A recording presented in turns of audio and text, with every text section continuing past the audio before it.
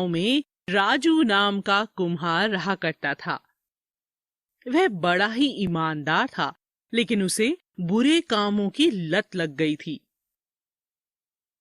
साथ ही साथ वह खुद से हमेशा कहता, मैं मिट्टी से अलग चीजें बनाऊंगा और एक दिन बहुत सारा पैसा कमाऊंगा। राजू मिट्टी के बर्तन बनाता था। सभी गांव वाले उसकी कारीगरी की बहुत तारीफ करते थे और कहते, राजू के हाथ में तो जादू है। राजू बहुत खुश होता और मन ही मन सोचता, सभी गांव वालों को मेरा काम बहुत पसंद आता है। बस यूं ही मैं तरक्की करता रहूं। राजू कोई भी चीज बनाता, सभी गांव वाले उसे खरीदने लगते। एक दिन राजू ने बड़ी ही सुंदर सुराही बनाई। उस पर राजू ने बड़ी ही सुंदर चित्रकारी की हुई थी। तभी उसके पास से एक व्यापारी निकला। उसने वह सुराही देखी और राजू के पास जाकर बोला, अद्भुत! कितने सुंदर सुराही है! ये तुमने कैसे बनाई? तुम्हारे हाथों में तो सच में जादू है।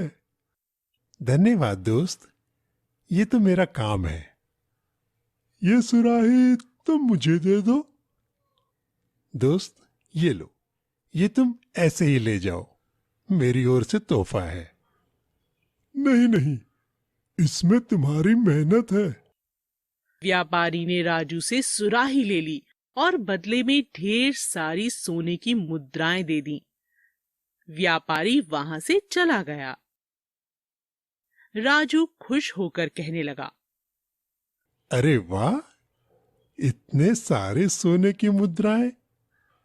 अब मैं इनसे अच्छा खाना, कपड़े और सब कुछ लूंगा और साथ ही साथ और मिट्टी खरीद लूंगा ताकि और सामान बना पाऊं।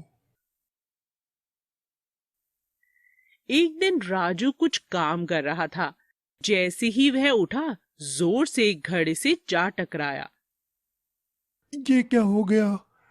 ओहो, अब मैं क्या करूं? मेरे सर पे तो चोट लग गई। क्या करूं मैं अब? बहुत दर्द हो रहा है, बहुत दर्द हो रहा है। उसके सर पर गहरा घाव हो गया था। कुछ दिनों के बाद घाव तो भर गया, लेकिन एक दाग छोड़ गया।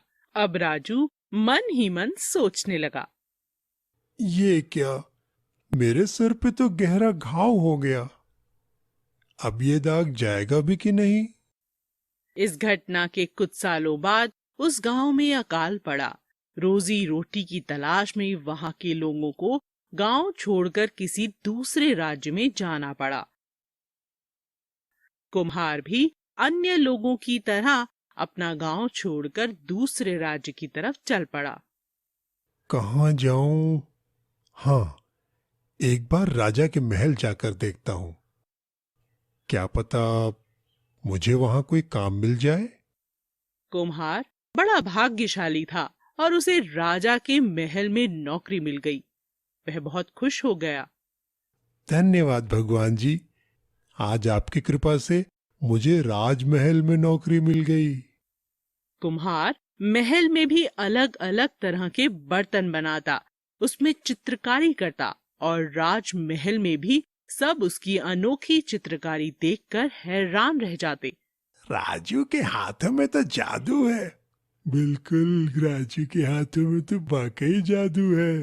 एक दिन राजा महल में सैर कर रहा था।